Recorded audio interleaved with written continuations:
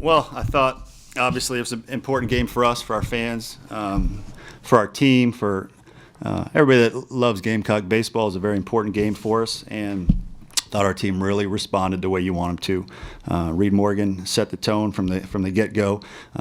Let the run score in the first inning, but you knew you were going to get a lot of strikes, and he was going to attack the strike zone all day, and he wouldn't give them anything. And then I thought our offense was absolutely relentless today, and that's what we want to see out of them. So great win for us.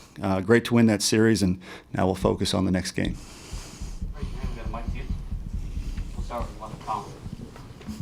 How pleased were you with your guys in terms of attacking the strike zone early and jumping on guys early in counts today? In terms of our pitchers? Well, hitters, again, I thought our hitters were very aggressive, very relentless, but they didn't get their pitch, they let it go. And that's what good offenses do, that's what good hitters do. They're going to walk to the plate very aggressive. If you get your pitch, you let it fly. If you don't, you take it and you go get the next pitch. And I thought we did a tremendous job of that. 14 runs on 17 hits, that speaks for itself. Mark, it seems that Reed throws the ball with great conviction. Is that always something that he's been a part of his repertoire, or is that something Skyler's worked with him on since he's been here? No, we recruited that, and obviously you try to build on it, but we recruited him for that reason. He has great command. He throws all his pitches at the knees on a very consistent basis, which makes him really hard to square up. So he's a competitor. He has great command, and he's 90+ with the fastball, or he can add and subtract from it when he needs to, and he has that slider that can get guys off balance as well. So he's a complete pitcher.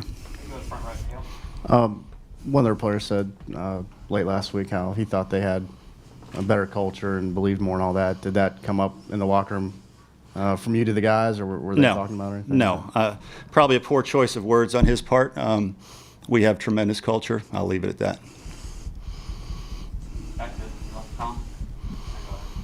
What did you learn about your team this weekend?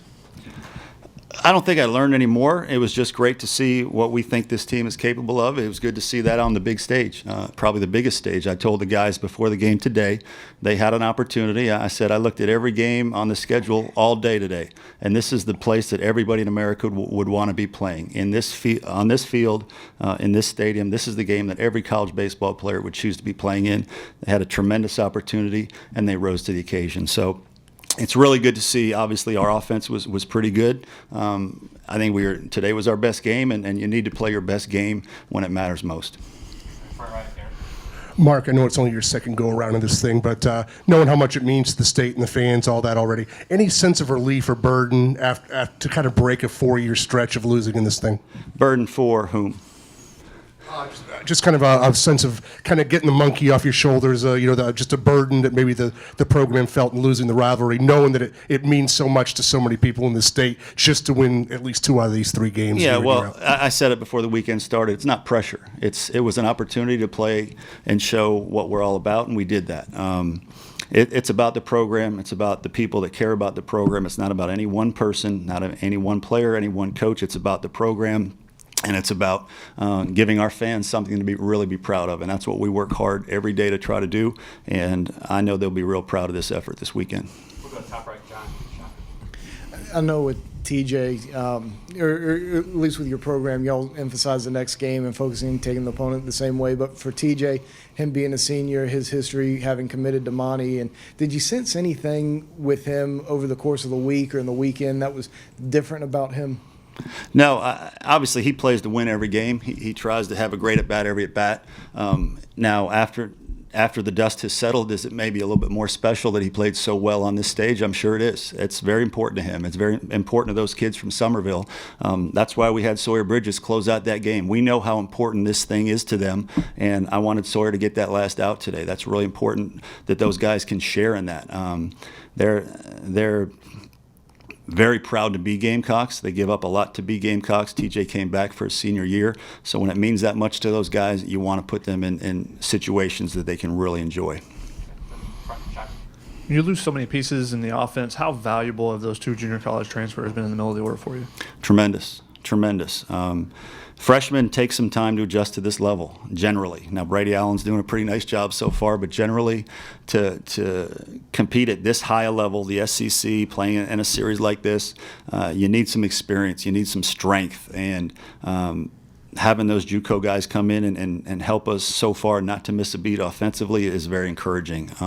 And when I took the job, Coach Tanner had talked about how he thought JUCO players over the course of our history played a very important role. Steve Pierce is a great example. So that will continue to be a piece of the puzzle for us. So in this recruiting class, those guys have been extremely important so far. I am curious, since this was a topic of discussion this week, what would you say the traits of the culture are that you try to establish, and how did that come about this weekend, seeing your team go up there Friday night and win, and then coming back after a 6-run loss yesterday today? Yeah, well, again, you don't have to look far to know what we're all about. On our tunnel, it says play hard, play smart, and be disciplined.